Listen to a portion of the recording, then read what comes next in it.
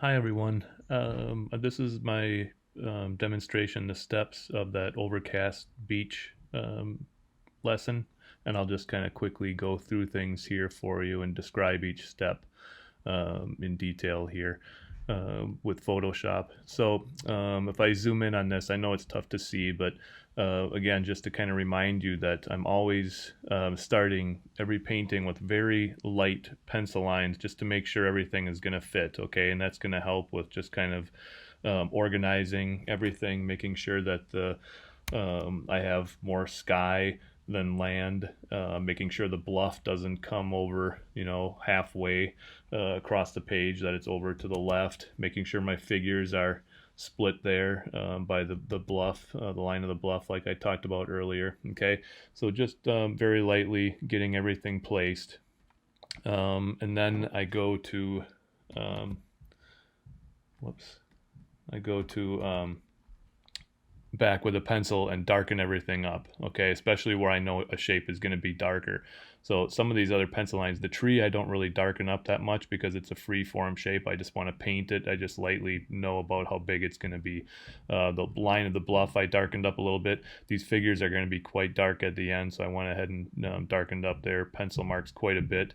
And then the little bird down there, which again I didn't really have to draw that much, but I just wanted you to see about where I was going to place him, okay? And then I wet the paper on both sides, and I'm starting up at the sky here, okay, this lightest area of the sky.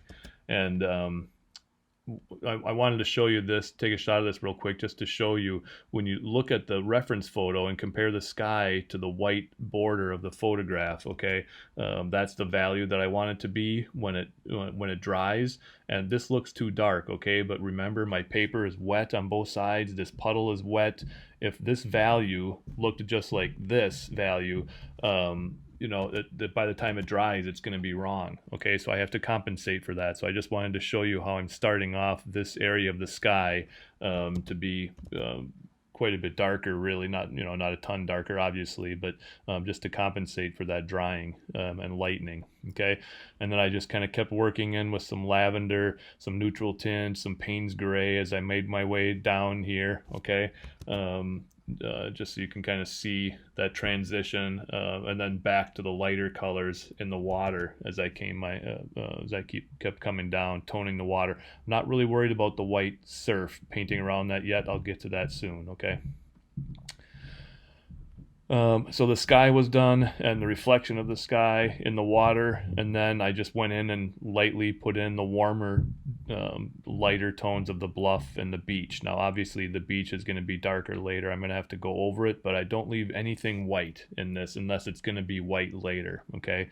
And again, that surf, I know some of you are thinking it should be white paper, but this might be too bright for that surf on an overcast day, and by the time this dries, it's probably going to be closer to the value that I want instead of the white of the paper. Okay, and now before this wash has dried, there's a couple spots on the reference photo of a little bit more intense, warmer colors on that bluff. So I'm going to mix that on my palette using raw sienna and burnt sienna primarily, and just a little bit more paint. You can see over here, this is the lighter puddle for the sky. This has got more value in it, okay, more paint in it. And I switched to a smaller brush. I was using a mop for that first wash, okay. So, and then I went in and knocked those colors in, just wet into wet. So again, a smaller brush, a little thicker paint, really quick brush strokes, dropping that in real fast, and just go, hey, I made a smiley face, and just let it fuzz slightly, and you shouldn't get blooms. But that part of this module one, all this wet into wet, when I'm seeing your skies, they're great. I'm seeing very few blooms. That means you're grasping this, working in a wet area with a little bit thicker paint for your cloud shadows and stuff. So that's great. That's what I wanted to get to primarily in some of these first lessons. And then just like I did here, I came in and started putting the water in. Now I kind of wanted to lose that distant line of water, that strip of water and land. I can always come back in later and put the land in here when it starts to dry a little bit more. But for now, I'm just keeping things soft, okay? So this is what I was talking about. I'm painting the water there, and I'm leaving this value from that first wash. That's going to look a lot better as surf, and I can always come back in and lighten that some more with a couple of ways, and I'm going to show you soon. But versus leaving it white paper, which would probably be a little harsh in this instance. And then after I'm completing this part of the sky, that top part, the top part of the water, then I'm leaving the surf, and then I'm just doing the bottom part of the water. Again, really pushing those values because it's going to dry quite a bit lighter, all right? I don't want to have to go over some of these nice, soft, translucent areas twice. Okay, so I'm putting them in a little bit darker. Hopefully by the time they dry, they're going to be a good value, and I don't have to go over them again and keep killing that wash and dulling the colors. Okay, so now I'm going to try and lighten this area of surf a little bit with a synthetic brush. So I just wanted to show you that brush. I take a paper towel. I do wet this brush first. You need a thirsty brush when you're doing this. They call that. So don't just pull out a bone dry brush and start doing this. I take that synthetic brush, I rinse it in my water container, and then I take a paper towel and pull a lot of that water off. Just like a sponge, if you had a bone dry sponge and you're trying to get your brush, wiping it on that sponge, it doesn't take the water off. You need to soak that sponge first and squeeze out the water so it's a thirsty sponge, and then when you rub your brush on it, it takes the water. So it's the same concept with this, with that brush. Okay, and then I'm going to take that synthetic brush, and I'm just going to lift. You can see, I'm going to zoom in a little bit here. Sorry, the photograph wasn't that great, but I'm just using that and lifting a little bit of this paint off when I'm doing this here with that synthetic brush, and just making some horizontal strokes. Okay, so it's not going to be real harsh, not even close to as harsh as leaving it the white of the paper, but I'm trying to just lighten that up, and some of that paint that I put on there initially will stay on there. Okay. So you've seen that's a little bit lighter in those areas, and then I came in with that same color that I used for the water with that synthetic brush and just put a few of those wave marks in there to kind of break up that surf. Okay, so some of you are putting this in when it's dry and it's getting really kind of dry brush and textural. Again, this water should look soft and fluid for the most part. It's okay to have some dry brush where the surf is crashing in at the end, but for the most part, I'm trying to get this stuff in when everything is damp. Okay. All right, so now I want to get the reflection of that little bird in while everything is soft too, so that's fuzzing. But again, I just put that wash down here below, so that's all wet. So I have to be careful when I'm putting that reflection in that I'm not coming in with something with too much water. I'm just going to drop in some of that darker reflection for that paint in this area. So I'm back to that synthetic brush, and this mixture has a lot more paint and less water. It was kind of scratchy on my palette. Okay, I'm not mixing a big light puddle. I'm just taking a little bit of that color in there, and with a quick brush stroke or two, just drop that in and let it fuzz. Okay, it's a nice soft reflection under that bird. So I'm still taking advantage of that wet paper and just gradually working with a smaller brush, a little thicker paint as it's drying. And you'll notice as I was working all this, I'm working slowly from the lightest area to the darker areas. Okay, so I started up in that lighter part of the sky, came down, did this, where I did the cliff here. Now I'm doing some of the water. Now I'm doing that reflection. So I'm finding things to work on before the paper has dried, just using a little bit more paint where I want some of those soft edges. So this is kind of the end of that first soft light wash. Okay, after this point, I'm going to want a little bit of a harsher edge on the beach here, where the surf is coming in, and obviously with the cliff, I don't want that fuzzing too much. So I'm going to kind of back away at this point and let this dry just for a little bit. I don't need it bone dry, but I need to give it about 15 minutes. So I just kind of walked away and did some chores. Yeah, right. Probably took a nap. And so there we go. So now I got the beach color in here. Okay. And again, it looks too dark. It's a middle value wash, but it's going to lighten up when it dries. Okay. Now look at when I zoom in on this, my strokes for doing this beach were primarily horizontal strokes. I'm working on the ground plane. Okay, so my brush strokes are going this way so that when I break it up at the edges, those little dry brush strokes that you're seeing, with just a little bit of that fuzzy texture, they're showing the lay of the land. Don't paint it up and down with your brush like this when you're doing that. If I do these in nice horizontal strokes, when it breaks up, it's going to look like a flat surface that way. It's important to drag that the direction of your brush to show that that's a flat surface you're working on, versus coming up here. Now I'm using that same value to get some of the dry brush in the cliff. Okay, now I can be a little bit more erratic with my brush strokes because I'm showing those marks in the cliff, okay, and letting it break up a little bit more and using the texture of the paper a little bit more. I did a little bit of it, like I said, on the edges down here too, but for the most part I'm doing more of it to show more texture on those rocks up above. So that's kind of the finished wash of that big middle value connected shape of the bluff. All the way down, I had some more grays and blues up here, browns back into the mixture down here. This had some neutral tint and burnt sienna, maybe a little lavender and cobalt blue in it even, okay? One thing that people do with their beaches, they tend to make them too warm. They think, when they think of sand, they think almost yellow, okay, or brown. Wet sand, especially, and wet sand on an overcast day is much cooler, okay? You have to get used to putting in a little blue or violet into it to kind of take the edge off of all that warm brown stuff and make it look a little bit more like actual sand. And you compare that to where the warmth is in that bluff, okay? So now I'm switching brushes again to this fun Chinese brush.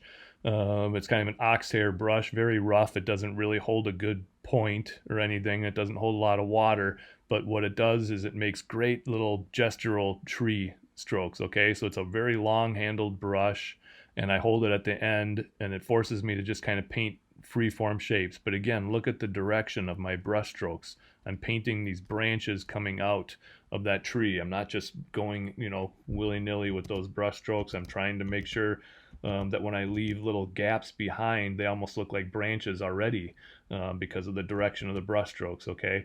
So still kind of middle value, obviously a little darker middle value, but if I'm putting it in now, it's connecting in with the rest of that bluff, okay? So that's kind of the end of that middle value wash.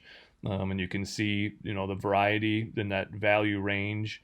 Its middle value is a little bit more of a dry edge where I wanted it, because I took the time to give this a chance to dry a little bit, mostly because I wanted that bluff to be a little bit more crisp against the sky, okay?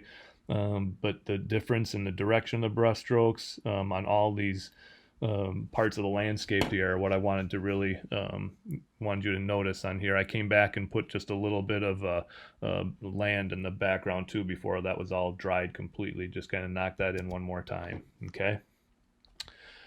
So now, the problem of scratching out texture, okay, which is difficult once you're used to your fingernails and stuff. Sometimes you make it too big.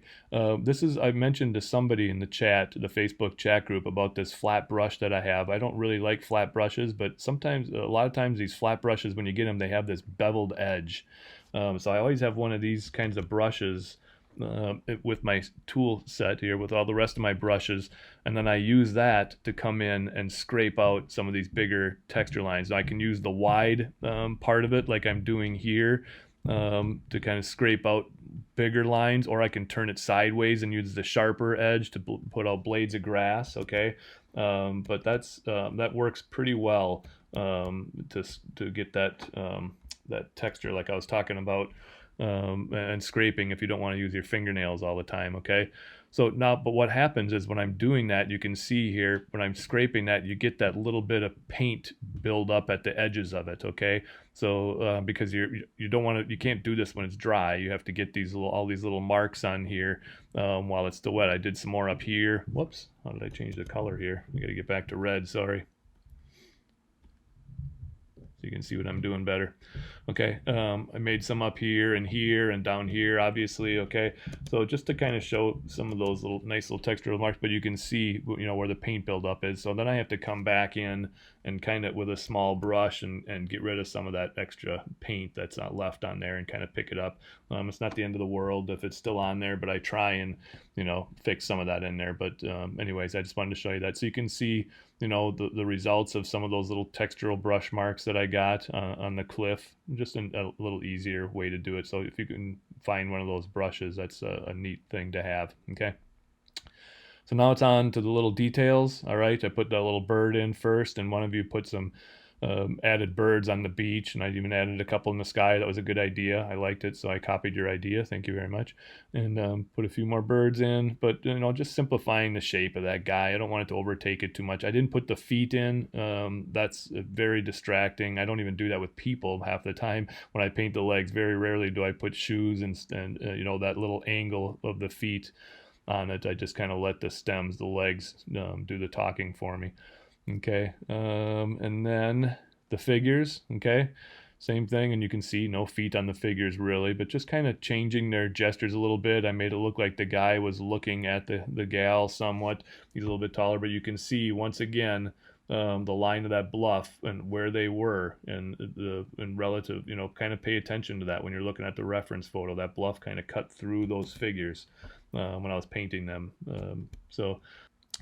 Okay, and then last but not least, I have no qualms about using some white gouache to kind of finish things off. Okay, so with a small synthetic brush again, and I just stick it right into the tube of gouache and just painting a few little wave shapes, to indicate some of that breaking surf a little bit better. And finish everything off, and you can kind of see it here. I even put thinned it down and added a little bit more of the milky waves in there, but it's hard to paint around that stuff and make it and not make it look too stiff. Okay, it's a little easier to brush it on with some gouache at the end. So I had the combination of that first wash that I put on there, then lifting it off with a synthetic brush, and then at the end coming in with some gouache, to show a little bit of the brighter active strokes. So there you have it. I hope that helps you tackle yours. It's not the only way to tackle this scene, but hopefully it gave you some good tips to follow. Thank you. Hi, my name's Andy Evansen. Over the course of this year, I'll be discussing a lot of ways to improve your paintings with a focus on watercolor in particular.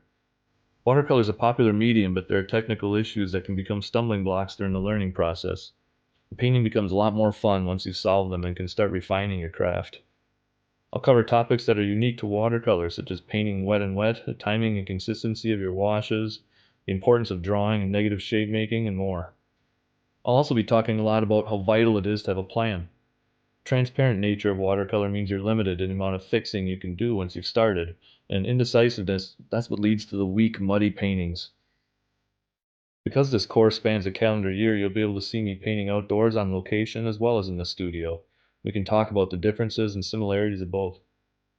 I've taught dozens of 3 to 5 day workshops, and most of the time, just as students are starting to figure things out, it's time to say goodbye. This course through Tucson Art Academy Online allows me to work with you for an entire year, so we'll be able to get into things that just aren't possible in a 4-day workshop. As an artist who also loves to teach, I'm really excited about the possibilities of this. I hope you'll join me.